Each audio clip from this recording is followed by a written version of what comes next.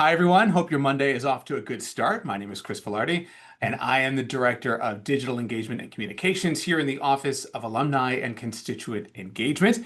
And we're glad to have you with us for our program today.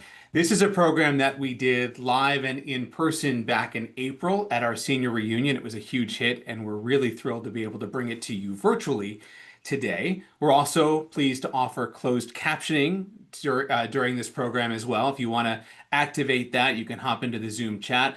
There's all kinds of instructions there as to how to make that happen. You can go to the toolbar to find the chat button and then open up the chat.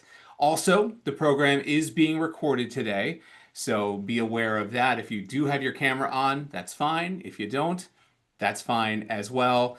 But if you need to learn how to turn that off, there's a little button at the bottom, directions in the chat as well. Also, the chat will be useful throughout this program because we'd love to hear your questions. So if you have questions for Debra as we go along, pop them in the chat. We'll keep our eye on that. And at the end, we'll have some time for Q&A, and we will do our best to get to your questions and allow you to be a participant, not just a viewer and listener of this program. So I think that's all the housekeeping to take care of. At this point, I would like to introduce our speaker for today's program, and it is Debra Whitman. Deb received both her master's and doctorate in economics from the Maxwell School of Citizenship and Public Affairs. She is the Chief Public Policy Officer at AARP, and today she's going to talk about her book, The Second 50. The idea here is to give you some advice, some guidance to live a longer, healthier, and more meaningful second half of life. And since many of us are in a place where we may be caring for people who are needing some support in that second half of life, we'll talk about that as well. So Deb, thank you for being with us and joining us and doing this again. Thanks, Chris, for having me, and always a pleasure to be back with the Syracuse crew.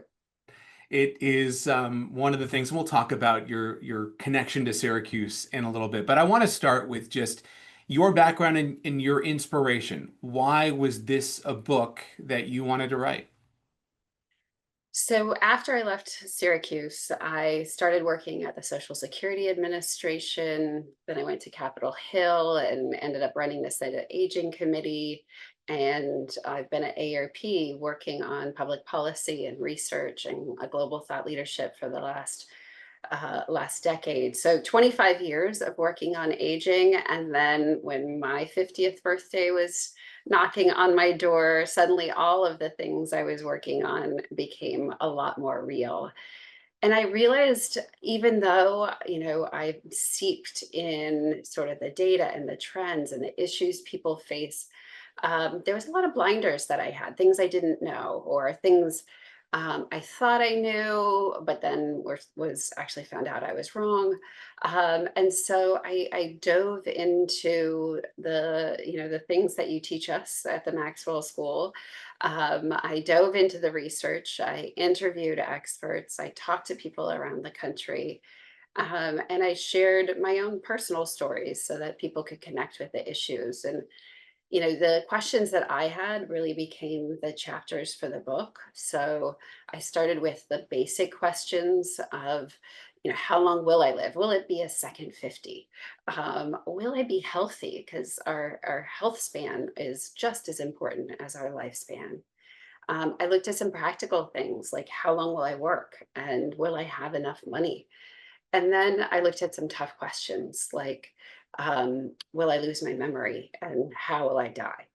And all of those became the different chapters of the book that I could dive deep. And then there's a bonus chapter, especially for Maxwell alum, that's kind of the policy chapter that says, well, um, there's only so much we as individuals can do, and we can do a lot. But our systems also need to adapt to demographic change. And then I'll just tell you honestly, there was one more inspiration, which is my husband at 48, who was a healthy, longtime, lifetime athlete, was hiking in Colorado. And he's a teacher here in Maryland, where I live. And he started experiencing some chest pains. And luckily, he asked for help. And luckily, he was just outside of Boulder, Colorado, and cell phone service still worked in the Flatirons where he was. And luckily, Boulder Mountain Rescue carried him down the mountain, and he got him to the emergency room, and his heart stopped in the emergency room. Now burying the lead, he survived. But at 48, it made me also realize that, as we look to our second 50, not everybody is going to make it. And that there's a lot that goes into deciding who lives, how we live, and where we live and how. One of the things you talk about is obviously personal experience, personal questions, and then marrying that with research. And I would imagine you need both of those to answer those questions. It can't just be, I'm curious and let me, go ask my questions. There's got to be both of those components.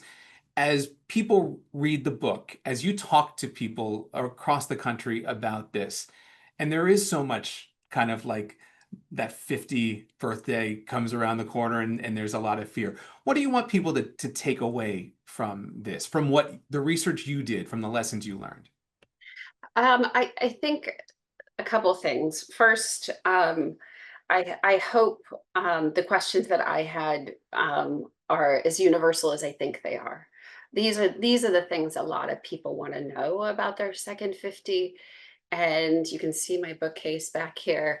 I found books about on my bookcase. I think I still have a What to Expect When You're Expecting, and I was sending my kids to college. And so I looked at my bookcase, and What to Expect When You're Aging wasn't there. So hopefully the things that I'm talking about are the things that sort of other people are interested in. I did write it, and this is this is for anyone who buys the book. You don't have to read it front to back. It's a little bit of a choose your own adventure, which I loved when I was growing up. Which is an appropriate reference for people who are entering their second 50. It is. It is. Those were the books where you could decide to go left or right, and you'd have a whole different future. I wrote this so that if you're really interested in will I lose my memory because you have somebody in your family with dementia or you're worried about it yourself, so you can just go to that one chapter and read it. Or if you're interested in how long will I work, or not interested because you've already retired, you can either read it or skip it. So I hope people find something useful in it, first of all. And I hope it lays out kind of the state of the United States right now when it comes to aging. Um, and I hope it also surprises some people in the way it did me with some of the findings. That's what I want to ask you. I think it's always interesting when you're entering this whole journey with questions of your own, you're doing the research.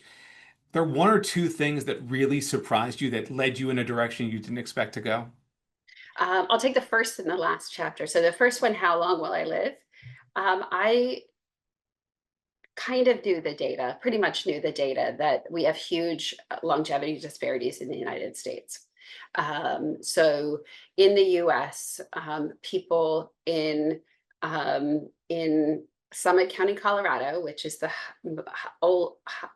longest lived county in America, live on average 20 years longer than they do in Oglala Lakota County, in the Black Hills of South Dakota. 20 years, Chris.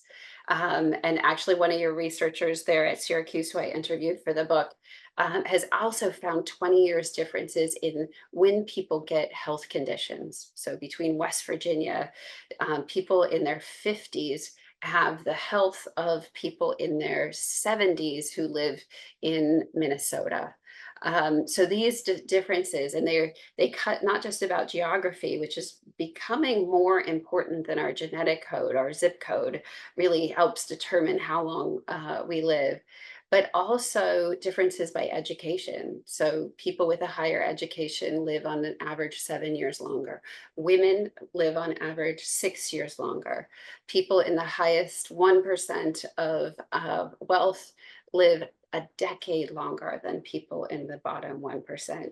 And so it got me really trying to understand that we are not biologically different by a zip code, or by education, but it's both individual choices and the environments that we are in. And if it is the environments we are in, there's a lot we can do to help people live healthier and longer life. Yeah, that obviously the first thing I think is, okay, I need to move to Colorado or Oh. Minnesota or something like that.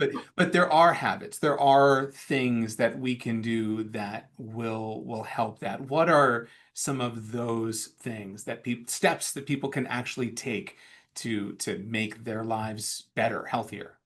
So this is the number one question that everybody asks when I'm giving this talk, because I dug into the research, and there's so much being sold online with supplements and lifestyle changes. But let me just tell you the 5 healthy habits that are the most researched and that will give you about a decade longer of life and health. And Chris, they are the things your doctor probably told you in your last office visit. So the first is eating right. The second is exercising. The third is not smoking. The fourth is not drinking too much. And the last is maintaining a healthy body weight. So if you can do all 5, that gives you about a decade longer of life and health.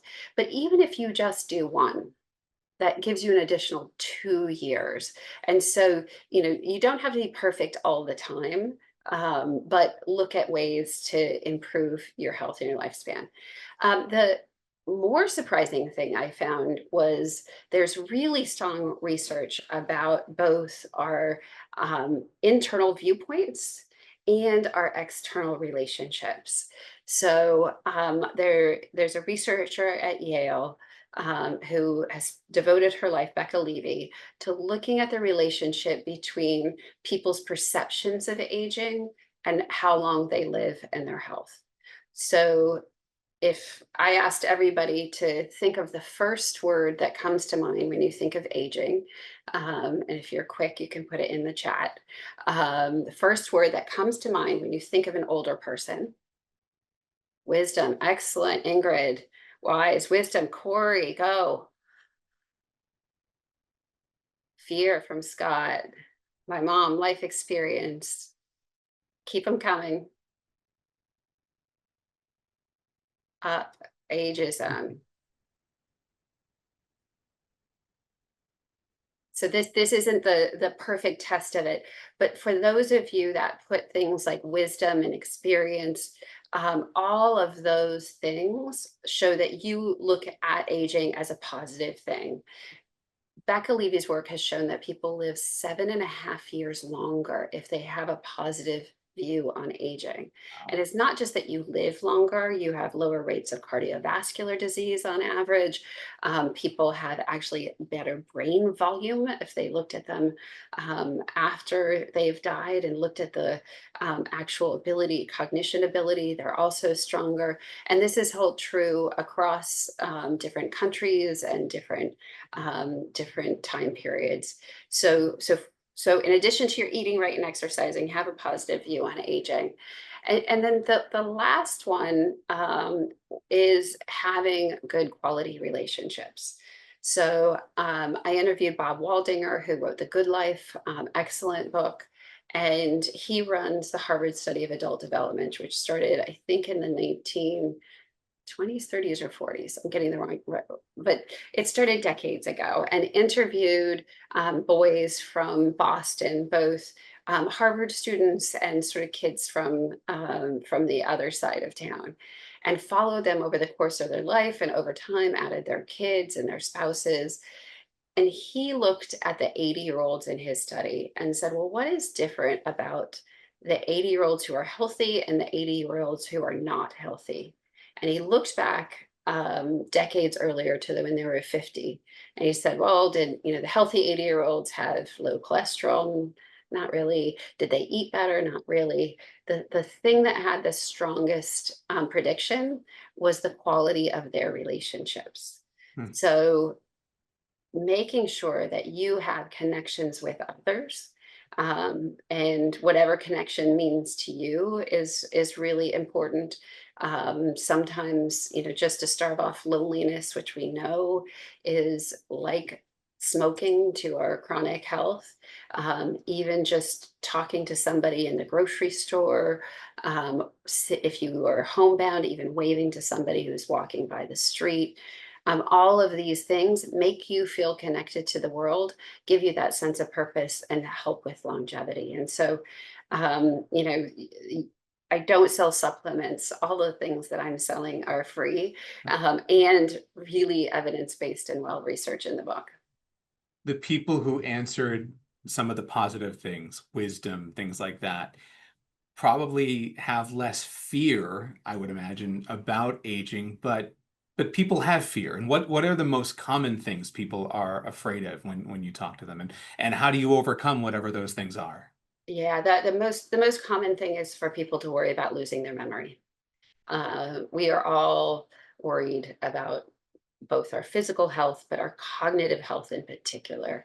And I think many people feel that memory decline, dementia is going to actually always be a part of aging. And what we find is, well, half of people think they're going to lose their memory. Only about 15% of people, even in their late 70s, have cognitive decline or dementia. So the risks are much lower than people think. That's not to say there is no risk. And it's also, I think, important for people to realize that just in the way you can have these behaviors that keep you healthy, many of those same behaviors actually are good for our brains too, and lower our risk for cognitive decline and dementia. So that social engagement that I was just talking about, not being lonely, having good relationships, is also really, really important for our brains. Sleep is one that I didn't mention for health, but is also important for our brains. Diet, exercise, all of those things are good for our hearts. They're good for our brains, and they're good for our life expectancy. It's remarkable when you hear you talk about it, the things that we're talking about for good, healthy physical living, that everything goes hand in hand. Everything is connected. And there's a lot of positive, I would imagine, in that. I mean, you're doing one thing, it's going to help you be physically more active, but it also is helping your brain. You may not be thinking about that as one of the side benefits. I think there's a lot of value in understanding that you take these baby steps, but it has a kind of a cumulative impact. It does. And, people don't realize that as we age, we are actually tend to be more happy than when we were in midlife. So those of us in our 40s and 50s actually have the lowest rates of happiness. We're twice as happy on average in our 70s and 80s than we are in our 40s and 50s. All that sandwich generation of raising our kids, taking care of our parents, working, all of those things are sort of lifted. And many people I speak to, have a broader sense of perspective about what matters to them and what they want to do in the world. I want to talk about that sandwich thing in a minute, not just because it's lunchtime, but one of the things that I think I've heard people who are older and aging think about and get a little bit concerned about when they retire, when they've done something their whole lives, when they've taken care of their own children, when they've worked an important job, and they feel like as I get older, I don't have as much sense of purpose. What are some things people can do to put that purpose back in their lives or kind of reposition their thinking so that they're looking at other things as that sense of purpose? Well, I'm really glad you brought that up because that's my other recipe for being living long and healthy is to have a sense of purpose, because we know people with a sense of purpose actually live longer. They contribute, feel like they're contributing, so they get a sense of meaning and worth. Um, Purpose has to be defined by you, Chris. Not I can't define what purpose is. We each have to find that within ourselves. And in fact, my husband reads Man's Search for Meaning almost every year. I just saw it on his book nightstand the other night, which is Viktor Frankl's, sort of seminal work that, without a reason why um, he was in the concentration camps, and he just saw people that didn't have a reason why to live didn't survive. And so the power of that book is, and I think in all of our lives, having something to get up in the morning for really, really matters to how we live the rest of our day. And I'll just say, the researchers as we age have found, purpose and meaning can be in our jobs. I get a huge amount of purpose and meaning from working at AARP and trying to make a difference in the public policies that face this country. I can also get it from my relationships, my children and my husband and my friends and my family. But we can find purpose in growing plants. Even having plants in nursing homes help people to live longer and healthier, or a pet that you care deeply about. Anything that is something that is meaningful to you can really make that difference. And one of the beautiful things I see as people leave work, paid work, is many times they find meaning and purpose in giving back to their communities and volunteering. My parents were volunteering for like 8 different things simultaneously. And every day my dad volunteered at a golf course that was a local community course at the bar. He doesn't know how to play golf. He's maybe played golf a couple times in his life, but really he just loves sitting there and chatting with people and helping, have a place in the community that people would go. So whatever it is that you can find that provides meaning in your life, do that. Well, there's another one of those connected things where you talk about the value and the importance of relationships and purpose, and the purpose can be in those relationships, and it all kind of, again, it goes hand in hand, and one benefits the other. You mentioned your work at AARP and policy. You talked earlier about zip codes. Let's use all the zip codes. What are some of the challenges that more broadly face us here in the United States that we need to be aware of, if nothing else, to age well?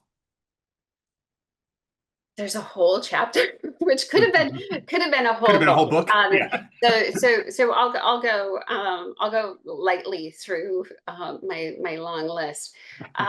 We have a health and retirement system that isn't designed for aging society. Our retirement system, Social Security, will not have enough money to pay full benefits in 2034. We have to fix that. We should have fixed that decades ago. In fact, when I was in the Senate, we wrote a report that minor tweaks were all that were needed. This was about 20 years ago. And now it's getting real that people can't prepare for retirement. We have a workplace saving system for saving for retirement that only applies to some workers and not workers whose employer doesn't offer it. So half of workers can't save for their future. Our traditional Medicare doesn't cover your eyes, your ears, or your teeth, which are 3 things that age with you.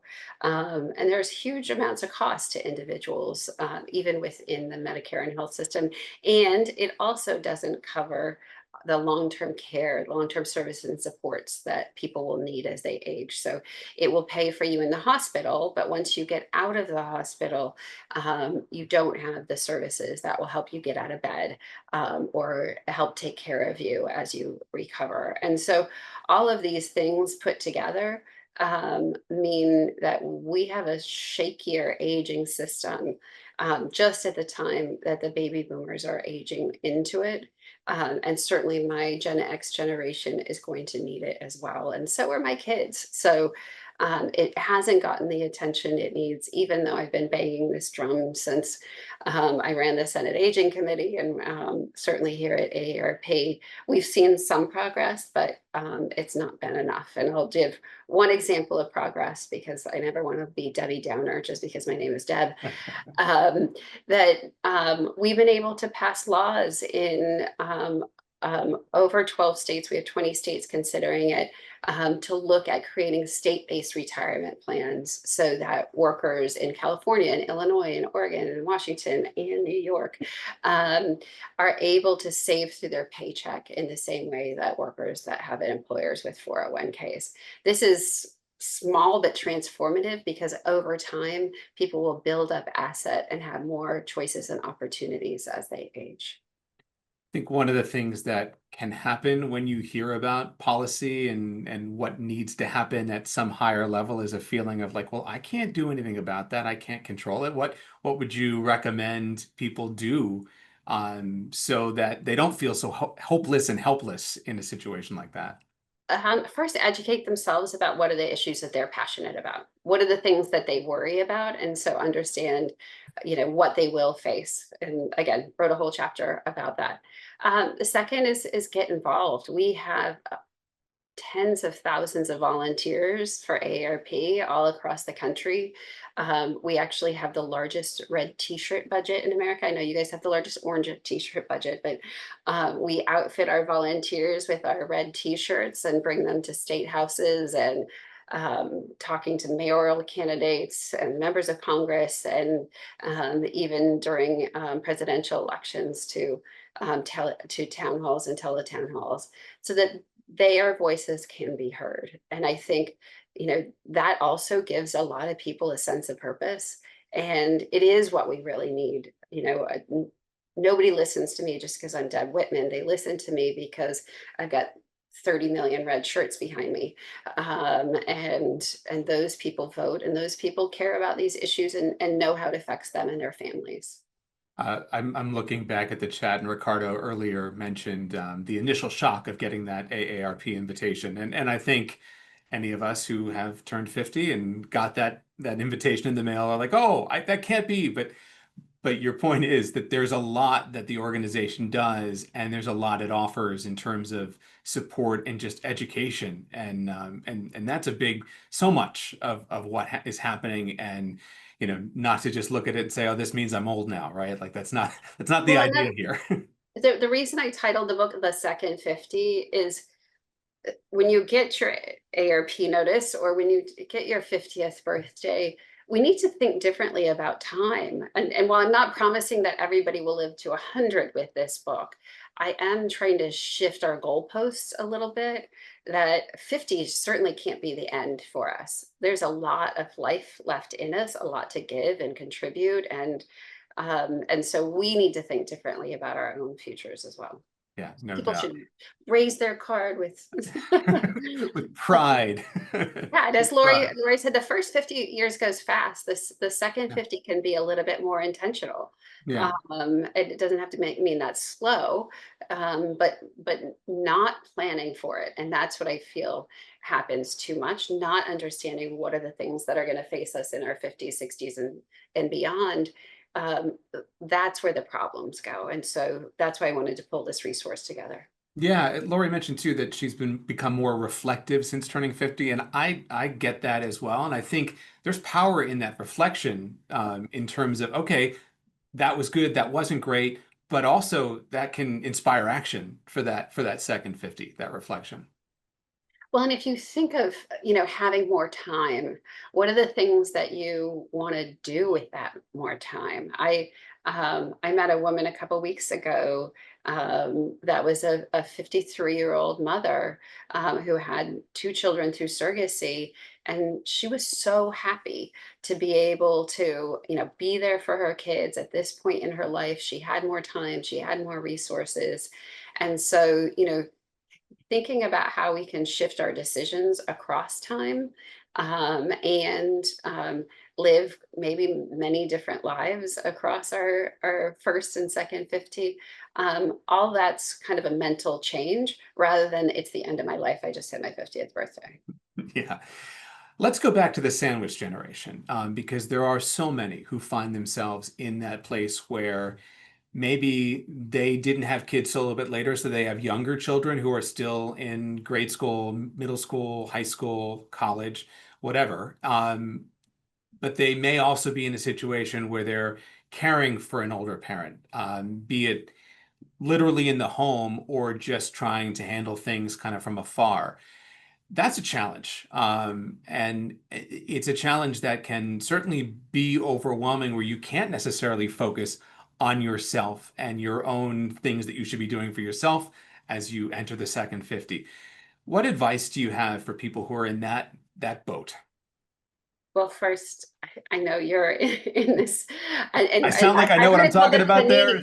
panini. My friend wants to ask. I've heard this actually called a panini generation, not the sandwich, because it's Oh, just so much pressure, and I people like that. are being pulled in multiple different directions. So, do you mind sharing with the audience your own story and what you're want? Yeah, absolutely. I have two children in college. They're both here at Syracuse. Go Orange. Then at home, my wife and I are also we don't have an empty nest. We are not empty nesters. We have my mother-in-law lives with us, and she is 96 going on 97. She is still independent, still he's not dealing with dementia in kind of any way that you would think about it. I think she certainly has issues where you need to tell her something a few times for it to sink in. But she lives with us. She's eats dinner with us. She's you know in our home, and so that is a stress, a challenge. And I think I know we're not alone in that situation, and I think there's a lot where we kind of feel like we're lucky because she actually is healthy enough to be able to live with us, so we can take care a lot of those things. But there is a lot of pressure. That I love that panini. I'm going to replace sandwich generation with panini generation because I do feel like that might be a little more appropriate. Well, let's talk about each layer of the panini. So, first of all, you may not realize it, but you're probably giving your kids a really great gift. So, the reason I think I work on aging is my mom was a caregiver for her mom for over 50 years. So, I grew up with my grandmother. My grandmother had schizophrenia, so wasn't independent, but was one of the most loving person in my life, and I was very, very close to her. And so that taught me a lot about caring for others. And so you are teaching your children an important lesson. And it's interesting. I should say my grandfather lived with my mom and stepdad in the last years of his life. So I don't think I've ever kind of thought of it like I'm mirroring that, but I must have picked something up. Yeah, and maybe one day when you need help, you will have taught your kids that that's what they do for you too. Let's So hope. so one is that. Two, it's always really important that we ask the older adult what's important to them and what they want. Because sometimes I've talked to caregivers who are like, maybe I should move my mom in with me, and I said, is your mom happy where she is? Is she safe where she is? Does she want to move in with you? Is really the ultimate question. And so that part of the sandwich also, we need to make sure that the people we're taking care of have some degree of autonomy and choice and values. And maybe she cooks her favorite meal for you guys once a week, or I'm not sure how you do it at your dinner table. She And doesn't cook. okay, well, She taught my wife never cook. okay. Maybe she can do something else. My grandmother wasn't a cook, but she was a baker. But she folded all of our laundry, and that was a huge help for my mom. And the last part is you guys, because it is hugely stressful to be caring for others all the time. And so making sure that you have the support that you need, that the two of you have alone time and personal time as well. And so, you know, that all three of those things will shift at various moments. And as we talked about, it sounds like she's very healthy now. A lot of my friends became caregivers overnight when a mom fell and broke a hip. And so that's another thing about aging is what's our status today isn't are going to be our status in 5 years or 10 years and 20 years. And so all of these relationships and decisions need to be continually reassessed. Yeah. What you said about, I made a joke about the cooking, but I do, and I think we do see in her she wants to feel like she's contributing something because of the state that she's in. She knows that she's living with us and I think feels some gratitude to that, but also doesn't want to feel like a burden. And Nobody talking wants. to my own parents, I know that is a huge thing. My own parents, my mom and stepdad both say, "Oh, we don't ever want to do that. We don't ever want to be a burden." And you hear that kind of phrasing a lot. Yeah, so find the things that she can do. My grandmother made the best cinnamon rolls. I still have not had as good of a cinnamon roll as my grandmother used to make. So, find the things that makes her feel like she is giving back. Because yeah, you're right. Nobody wants to feel like they're a burden on Right. anybody, no Right. matter what age we are. Yeah, yeah, that doesn't help any of the generation. The sandwich isn't good if there's a layer of burden. So Yes. the panini isn't good. All right, let's talk about Syracuse University. And you've already mentioned some of the impact that your education has had on you and your career. You mentioned that in doing the research for your book, you came back to Syracuse University to speak with people. What has this relationship with this place meant to you? So much. I literally would not, I would say, be in this room because I probably wouldn't own this house without Syracuse. So I was lucky enough. I had gone to undergrad at Gonzaga University, and I'm always torn during during basketball tournaments of who do I root for. But I had a full scholarship to get my PhD. I was a university scholar. And without that, my parents couldn't have paid for my education. So I owe Syracuse a lot just for helping support me as I was studying, but then also to help train me of how to be an economist that looks at the world and tries to make change. So I was in the Center for Policy Research, which had regular lectures on aging, and so I sort of gained all this knowledge because they had a grant through the National Institute of Aging. I had professors. My dissertation advisor was Douglas Holtz-Eakin, who then went on to be the head of the Congressional Budget Office and McCain's chief economic advisor. So I had both an aging through line and a through line of teachers who cared about the impact on the world and taught me to do so. So I've been very blessed to also be invited to be part of the Maxwell Board of Advisors, which I get to hear all of the great things the dean is doing for the school and to hear about what the professors are thinking about and researching. And so that's also really enriched my work.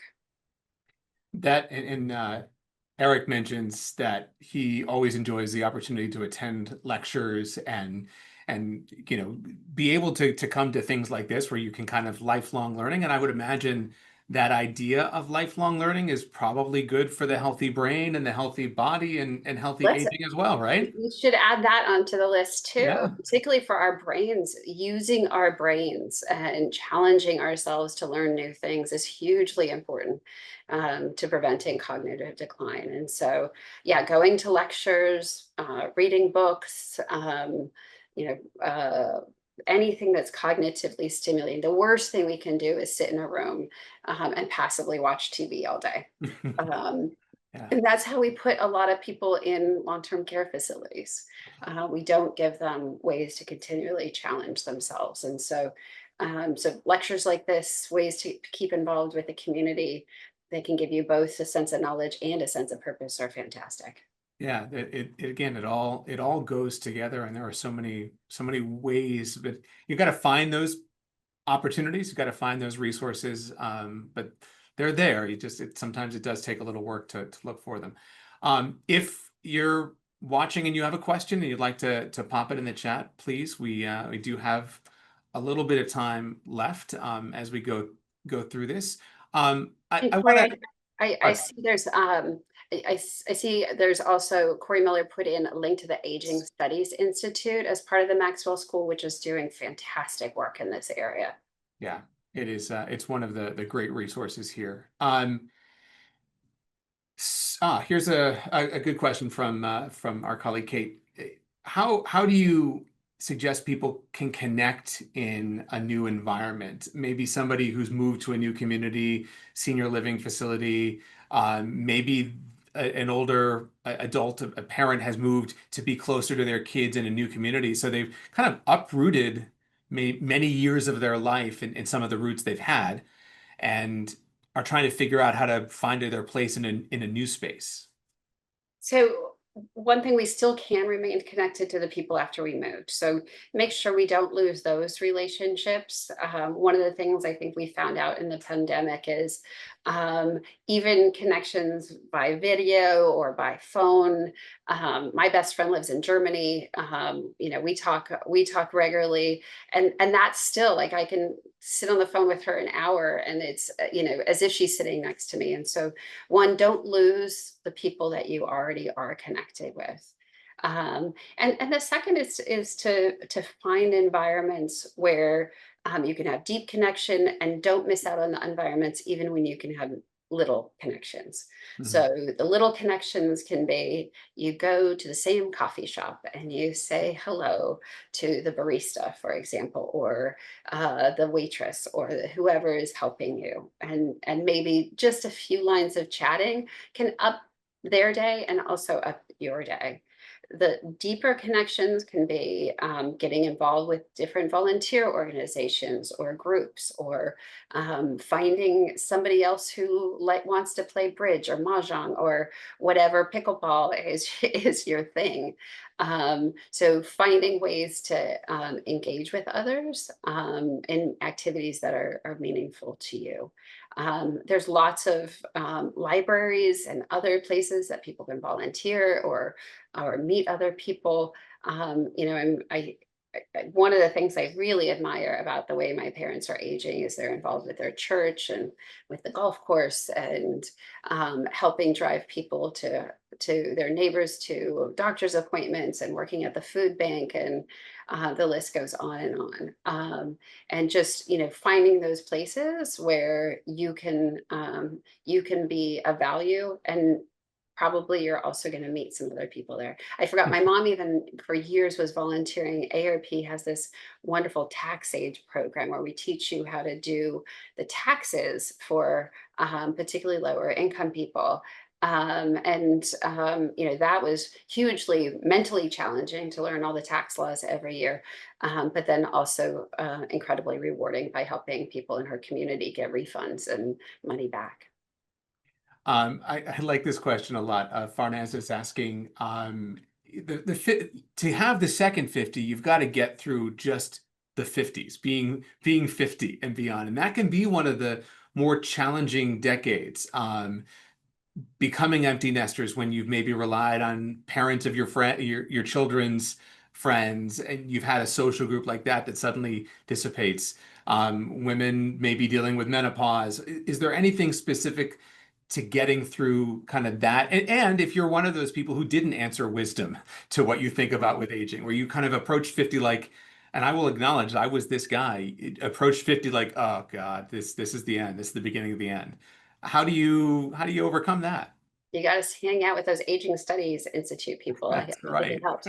Um, Listen, aging is the last ism that we don't talk about, and that every single one of us face. So I talk about having positive stereotypes, but our whole world is surrounded in anti-aging messages, and oh, they're so old, they can't do things. And so first of all, don't beat yourself up when you're sort of having those knee jerk.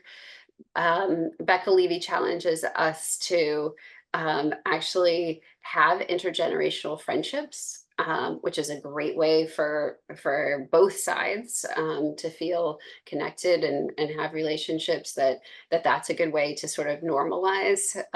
Again, you have somebody living in your home, so you're having one of those on a daily basis. But normalize the aging process and see people as individuals. I do think catching yourself with negative talk um, is also really, really important. And I'm promoting this as a health tool because it is, but it also needs to be part of our social structure tool. If we throw away people at their 50th birthday, we will have thrown away a huge share of the population that we actually need to be engaged and purposeful and meaning and are. And so, we can't afford to be as ageist as we are, both to ourselves Yeah. because we're hurting ourselves and to society. Um, the I lost my track of my mind as I get on my soapbox. um, you had another question there. Sorry, Chris. Yeah, no, I mean, I think it's kind of plays nicely off of what you're just saying, which and Lottie asks, okay, so maybe your parents are getting older, and you'd mentioned that you need to know what they want and where they're comfortable and all. How do you have those conversations? Because we all age, we all deal with it, but it is a hard thing to talk about, particularly for a child to talk to a parent about it. It is and it isn't. I'll just say the best part about writing this book is that for each chapter, I sat down with my parents and I asked them questions about each one.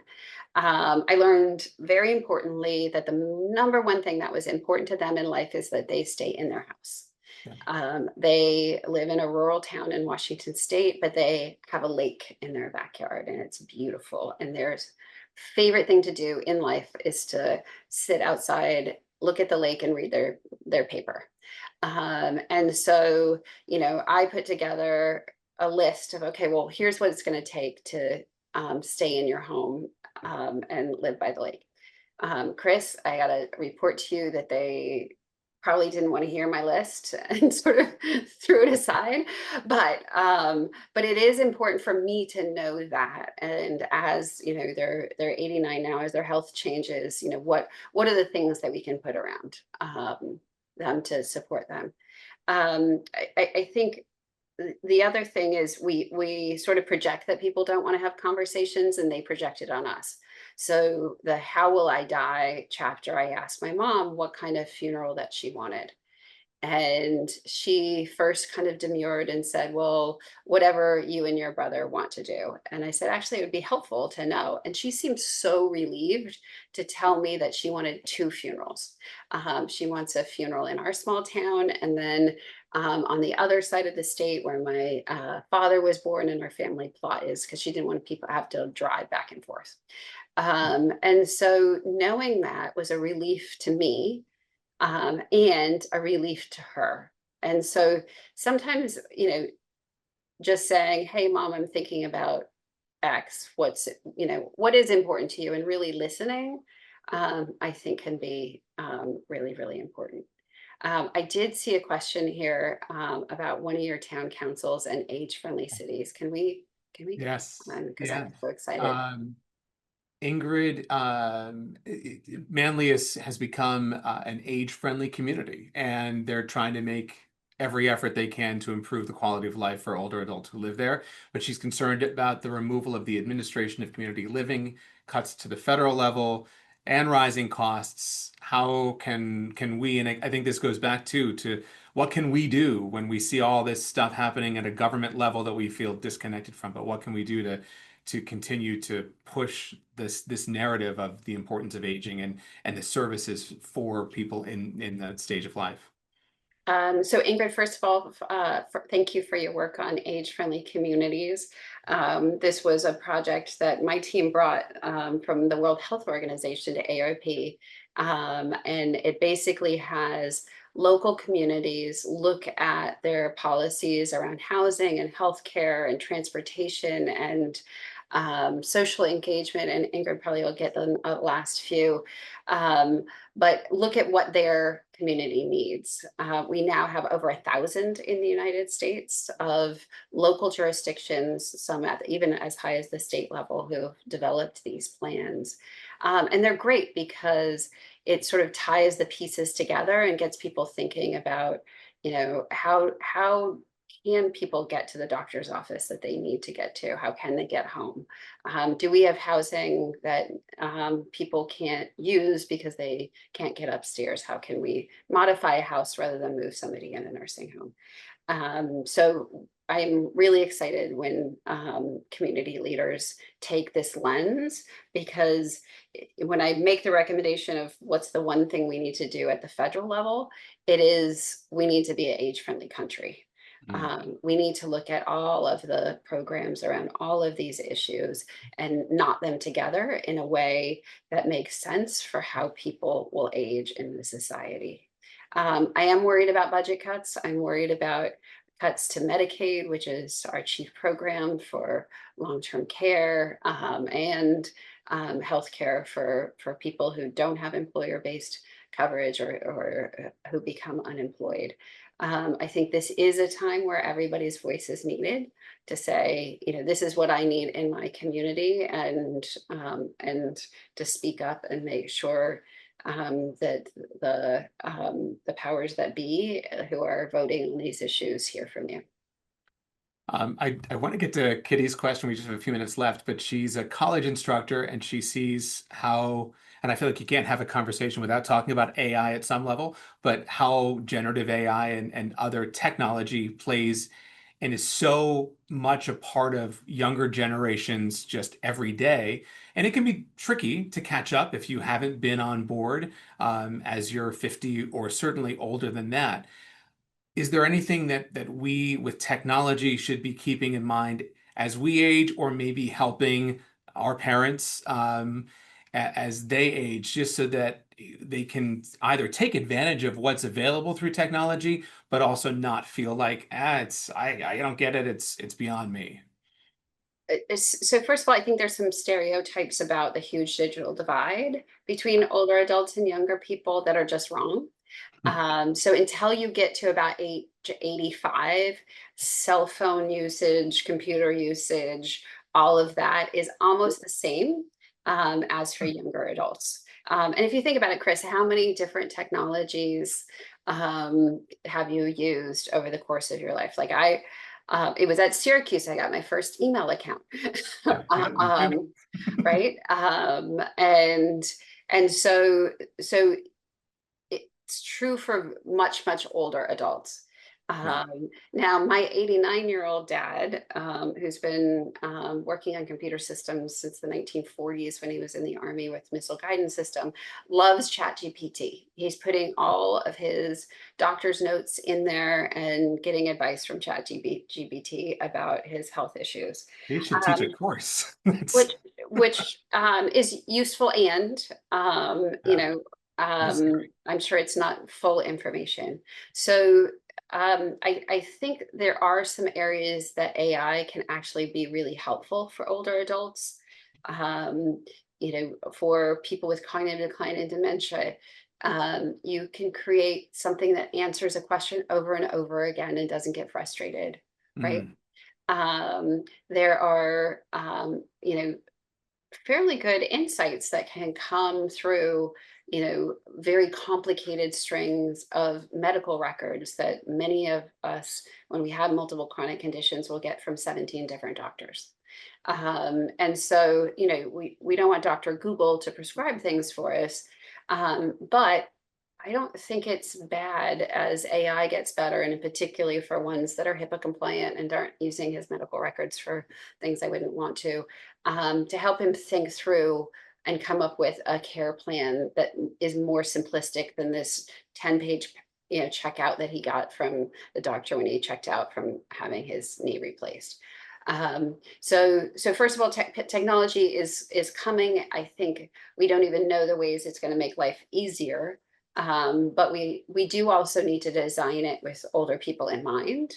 And we need to make sure that the AIs aren't being designed to be ageist, because there has been some examples of really horrific responses by AI to older people asking questions mm. about what they should do. I can imagine. Really quickly, I just want to get to Scott's question. I'll try to ask it as briefly as I can. Is there any research on, is assisted living better, or is living at home with a child caregiver better, or is it a case by case thing? It, I think it depends on the person, the child, the house, All of the the pieces. quality of the assisted living. Yeah, I'll just give you the extreme example. I was talking to a palliative care expert, and I said, "Well, everybody should die at home, right?" And she said, "Actually, um, dying can be really difficult. And taking care of somebody who's dying can be really, really difficult. And it may be more levels of medical care than a family member can take on. And perhaps maybe they just want to be there to hold the hand Mm. rather than to clean the wound. And I just that sat with me because I think in most things in life we don't tell all 16-year-olds they should do something. I don't think there's one certain plan for 80s and 90-year-olds or 60s and 50-year-olds that is universal. That said, if you are going into assisted living, don't get wooed by the entrance. Make sure that they have staffing levels where your family member is going to be cared for. I recommend looking at nonprofit nursing homes as for-profits are being bought up by companies that are sucking out money rather than providing care. So there's a lot of things that you do have to judge, but I don't think there's one right answer. Even for my grandmother, in her last years, she was bedridden and was in a nursing home where my mom could visit her every day, but didn't have to worry about hurting herself, lifting her and caring for her. So Yeah, there are many factors. Deb, thank you. This has been amazing. So much great information, so many things to think about, and it's great to know that there are resources available. Certainly, the book is one such resource which you can find on Kindle on Amazon. You can get the hard copy through Amazon and other places as well, and proceeds from sales benefit the AARP Foundation too, which we've heard about the good work that you're doing. So, Deb, thank you for your time today and for all of this great information. great. And thank you to all for listening and over your lunch hours. I want to remind folks that homecoming is coming up soon, October 17th through the 19th. All of the homecoming things will be happening. Don't have a game time for football yet against Pitt, but we will find that out soon enough. We talked about AI. We've got programs on AI, both in Boston, that one's about sport analytics, and in DC, which is about national security. And then the CUSE 50 Entrepreneurship Awards are happening on campus on November 13th. And then the senior alumni reunion happening back on campus in April. So all of that information is in the chat. You can also find it on alumni.syr.edu. And all of those things are happening. There's always something going on. We try to keep ourselves and everybody else busy as well. Final thing is there will be a survey arriving in your email inbox shortly. Please take a few minutes, just 3 questions, fill it out. Give us your feedback on this program. We appreciate it and we put it to good use and try to make some changes for the future. That is it for today. Thank you, Deb. Thank you, everyone, for joining us, and have a great rest of your week. Go Go Orange. Orange.